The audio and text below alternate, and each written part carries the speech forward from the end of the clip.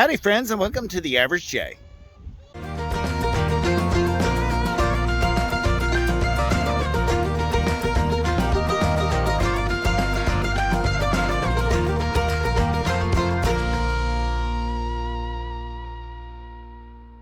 So it is time to integrate the flocks.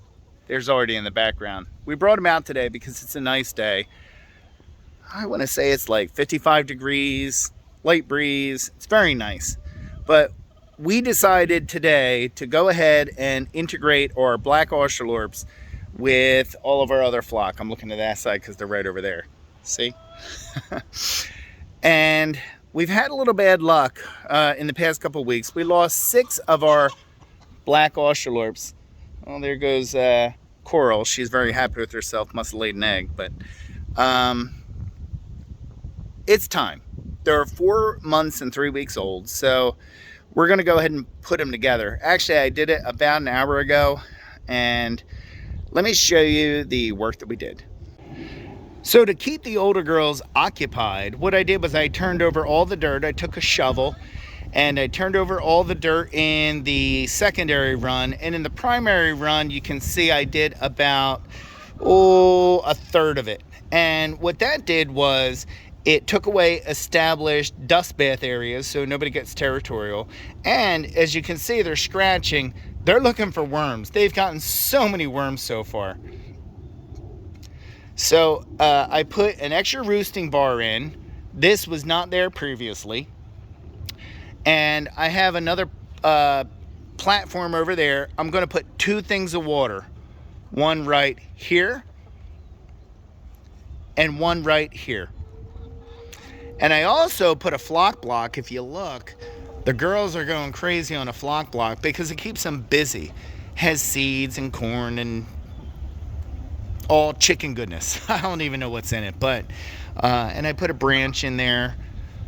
So things to keep them occupied so they don't start getting territorial. Now, I opened up the door from the nursery about an hour ago, and at one point the rooster Benson and one hen did come over into this area right here.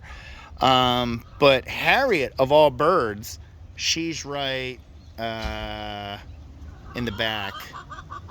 If I can get her. That's Harriet. Harriet actually scared them off. But Michelle and I decided to go ahead. It's a decent weather day. Let's go ahead and turn over the dirt, keep the birds occupied, put some extra stuff in, and put them together. The funny part is all the Australorps are just kind of sitting here.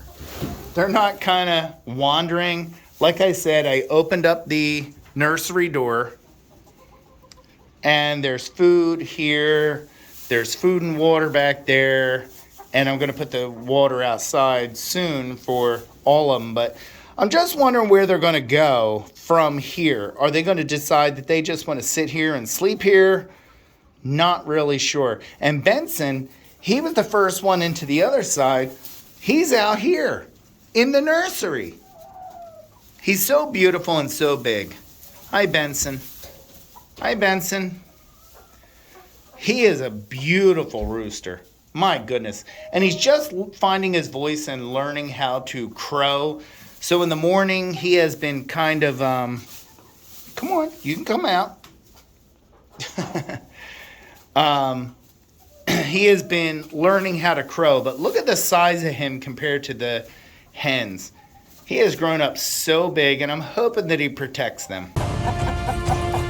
But his expectations were fading away as the mother aggressively engaged him in a dusty duel. So Michelle is going through the cleaning process of all the waters and feeders and everything. We want to try to have everything clean as we integrate the flocks together. She's using Dawn. That's her big thing, Dawn. But if you look at all the dirt on the side of the water, I don't want that on there as we start things off. Everything's kind of a mess. So Michelle's been gracious enough to say she'll clean everything, right? There you go. But we're going to see how tonight goes for putting them together. Artie has been out here with us all day, wondering what in the heck is going on. Michelle raked a lot of leaves, but she said, you know what, it's a beautiful day. Let's take Arthas outside.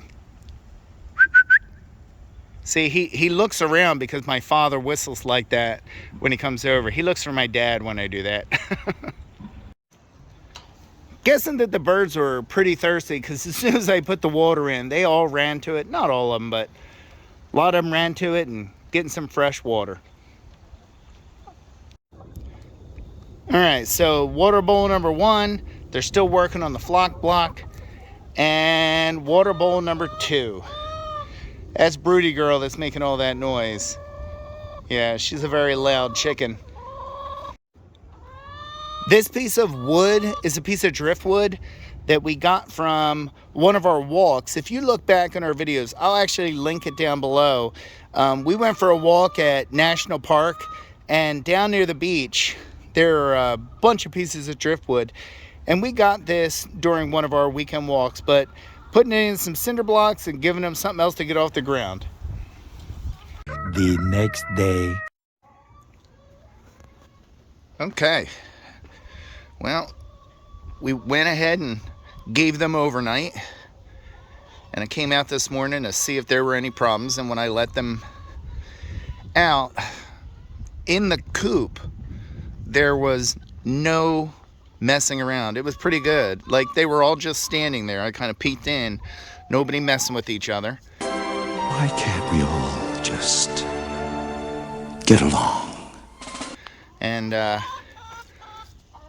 the only thing is that none of the Australorps are coming over to this side. The door's open, but they're sticking to their little run. I'll show you that in a second. I came out to give them also some blueberries and some cherry tomatoes. They love this stuff.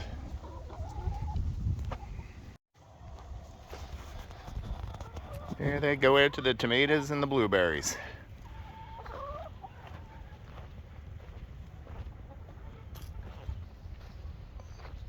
So like I was saying, the Australorps are just kind of doing their own thing over here. But, oh hey Benson, how you doing? But yeah, I just left it open, and ooh, terrible film work. I just left it open, and they can kind of come and go, and no big issues. One important thing that I do want to say, and this comes from, I've had to integrate birds several times, and so far, with the exception of when I put the Buff Orpingtons in with the Golden Comets, like a year and a half, almost 2 years ago, where one bird did get killed.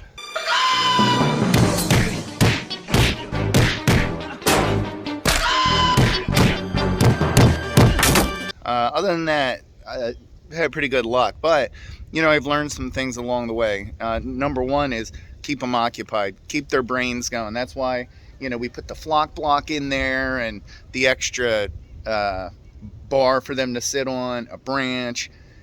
We also put an additional water source in there so that nobody's fighting over water. And I also have to make sure for at least the first week that there's constantly some food around for them. So I don't want anybody to think that because there's new birds in town that they're not going to get fed.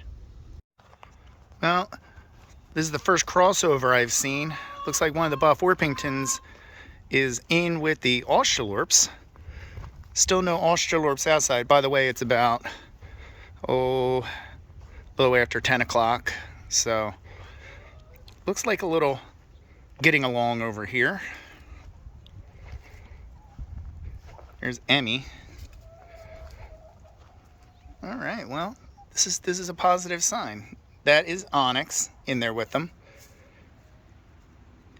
Just kind of funny that only one crossover so far. I wish I would have gotten it on video yesterday when Benson actually went into the big run, but he only went in for a couple minutes. So, but you can see, for being babies, they're pretty much as big as my grown-ups at this point. That's why I'm not really concerned about putting them together. But it looks like and that sunshine spot, the one that is with the yellow band on her leg.